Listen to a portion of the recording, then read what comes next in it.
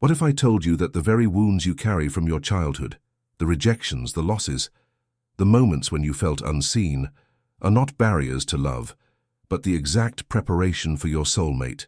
At first, it sounds strange, doesn't it? We usually see pain as something that distances us from happiness, as a scar that makes us less capable of loving. But according to Jung, what we repress doesn't disappear. It quietly shapes our desires, our fears, and especially the way we connect. Imagine that every tear you shed, every moment you felt abandoned or unwanted, was not just suffering, but a silent classroom where life was teaching you to love more deeply, more consciously.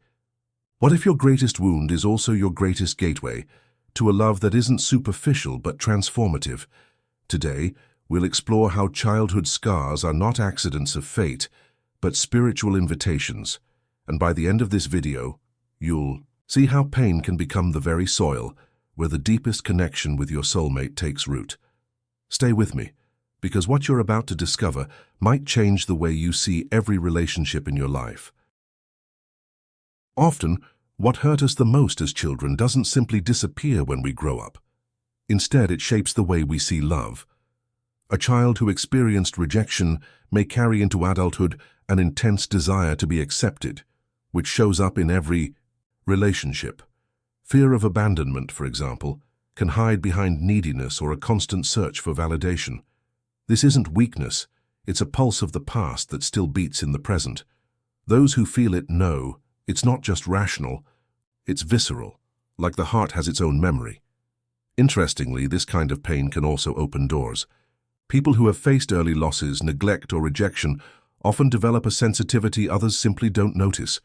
They pick up on gestures, tones, and silences in ways most miss. This ability, born from pain, can turn into fertile ground for empathy. That's why many who carry emotional scars become the most caring, compassionate people, able to see vulnerability without judgment. In a way, the wound teaches them how to love deeply. Imagine someone who grew up feeling unseen.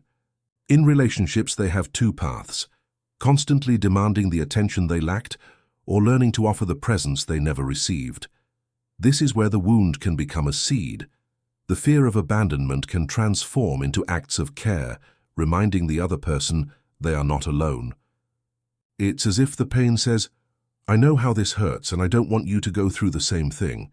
This transformation doesn't happen overnight. It requires awareness and the courage to look inward without masks. When someone understands that their need for connection comes from an old lack, a chance arises to rewrite their story. Instead of being a mark of incapacity, the wound becomes fertile soil, ready for something new to grow. Often it is in this seemingly barren ground that the deepest, most genuine relationships sprout. Yet there's one detail most people overlook. What isn't healed tends to repeat itself. Childhood marks, if unrecognized, quietly shape our choices. This leads to a bigger question. Why do we keep attracting the same kind of relationships, as if caught in an invisible loop? How often have you asked yourself, why do I always attract the same type of person? It feels like a curse, but it's actually your unconscious directing the show. Carl Jung said, "Until you make the unconscious conscious, it will direct your life and you will call it fate."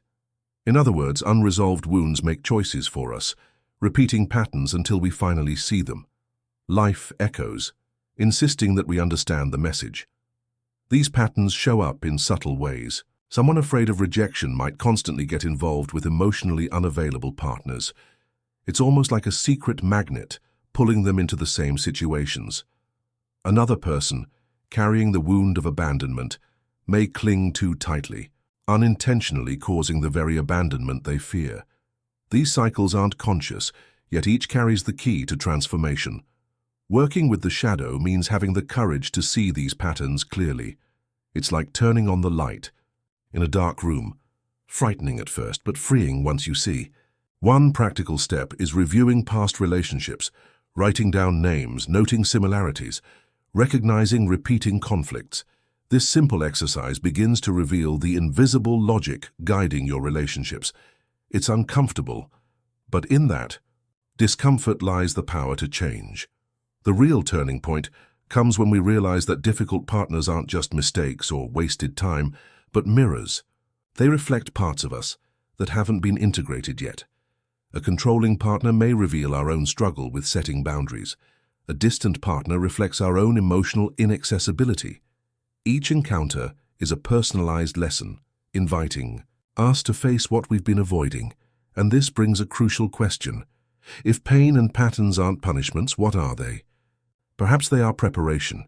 Each challenging relationship is like a rehearsal, training us to be ready for something greater, a love that can only be recognized after real learning.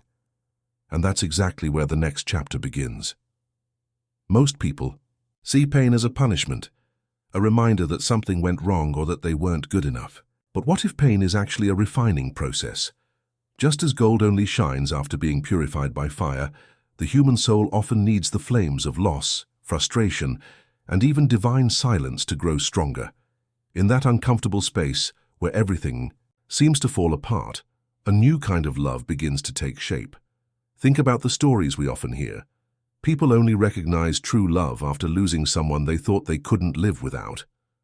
The pain of loss, as devastating as it feels, creates space for clarity. Each tear washes away illusions, leaving only what matters most. Understanding that love isn't possession, it's presence. This clarity isn't found in books, it's born from lived experience. Many describe their greatest sufferings as turning points. A divorce that seemed like the end might open the door to reconnecting with oneself. Rejection that hurt deeply may reveal a hidden strength. These moments aren't punishments, they're rehearsals. They prepare us not just to receive love, but to give it with depth and maturity. Pain becomes a teacher rather than an enemy. Through loss, we learn to value presence. Through abandonment, we learn to create belonging. Facing emptiness, we discover an inner source that doesn't depend on anyone else. This process makes us whole, and it's this wholeness that prepares us for recognition by a soulmate. But here's a fascinating detail. When that special person finally appears, they don't come to heal your pain like a remedy. Often they act as a mirror, reflecting both light and shadow. It's then we realize that meeting a soulmate isn't a fairy tale, it's a call for mutual healing. When people talk about soulmates, they often imagine a perfect encounter full of harmony and no conflicts. Reality is different. A true soulmate shows up not just to bring peace but to foster growth. They act as a divine mirror, reflecting both our brightest qualities and the parts we try to hide. It's in this uncomfortable reflection that transformation happens. How can we evolve without confronting what still needs healing? Many say no one has ever made me feel so angry, but also never so loved. This contradiction isn't a failure, it's intensity. The soulmate triggers old wounds and forces us to deal with them. It's like the universe saying, now you're ready to see yourself through another person. This mirroring may hurt, but it's how love moves from idealization to genuine healing. Picture a couple where one partner fears abandonment. With a soulmate, that fear is amplified. Reactions may be strong, conflicts arise, but this is an opportunity to learn, to trust, to provide security, to grow together. Every disagreement becomes a tool for mutual growth. It's not about winning, it's about gaining depth. This is what sets soulmate connections apart from other relationships. It's not constant peace, but navigating storms together. Challenges don't mean love is failing, they mean it's deepening. Each friction polishes the relationship like a diamond, revealing shared brilliance. And the big question arises, how do we turn all this learning into readiness? Recognizing wounds and patterns isn't enough. We must actively heal them. Practices. Like therapy, journaling, prayer, and meditation, create the bridge from pain to spiritual preparation, which leads us to the final chapter. Recognizing the wound is only the first step. The real challenge is turning it into strength. Many people stop halfway. They understand their patterns but don't know how to move past them. This is where healing practices come in, not magic fixes, but consistent exercises that shape heart and mind. Therapy helps name emotions and reorganize inner narratives. It's like opening a window in a dark room. What felt suffocating starts to get air and clarity. Journaling is another powerful tool. Putting thoughts and feelings on paper, without judgment, creates a safe space for truth. People often notice previously hidden patterns. Someone who constantly feels jealous, for example, might see it stems from old rejection rather than the partner's behavior. Writing transforms chaos into a map, and a well-read map always points the way out. Healing isn't only psychological, it touches the spiritual too. Prayer and meditation provide a space to meet something greater.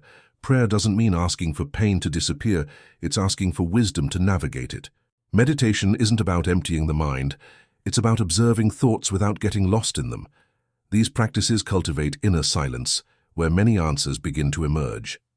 Jung emphasized integrating the shadow, accepting that we are made of light and darkness. This is key to readiness for love.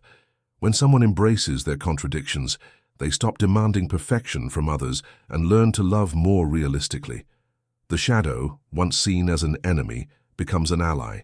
It shows limits, reveals needs, and points out areas for growth. Dialogue with your shadow prepares you to connect deeply with someone else's. Being ready for a soulmate isn't a matter of chance. It's the result of inner work. Every therapy session, journal entry, and moment of prayer builds the inner temple where true love can reside. The wound doesn't vanish, but it becomes a portal. And this portal is exactly what readies the heart to recognize a meeting that doesn't fill gaps, but allows love to overflow. So what do we learn from all this? That wounds are not enemies, they are teachers. Every rejection, every abandonment, every silence you've carried was shaping your heart, not to close it, but to expand it. Jung showed us that until we confront the unconscious, it rules our lives in secret. But once we recognize the wound and work with it, the pain stops being a prison and becomes a path. Your soulmate isn't someone who will come to erase your scars, but someone who will mirror them, making you face what you still need to heal. That's why the greatest preparation for true love is not finding the right person. It's becoming ready yourself. And readiness is born in therapy sessions, in late-night journal entries, in moments of prayer, in the silence of meditation. This is how the soul matures, not by avoiding pain but by transforming it. So now I want to leave you with a question. When you look at your past, are you still seeing it as a sequence of wounds? Or can you begin to see it as the divine preparation for the most transformative love of your life? If this message touched you, don't keep it to yourself. Share this video with someone who also carries scars and needs to know they're not broken, they're being prepared. And if you want to go even deeper, watch the next video appearing on your screen right now, where we'll uncover how the invisible wounds passed down from our parents shape the way we love. Believe me, this next step will open your eyes even more.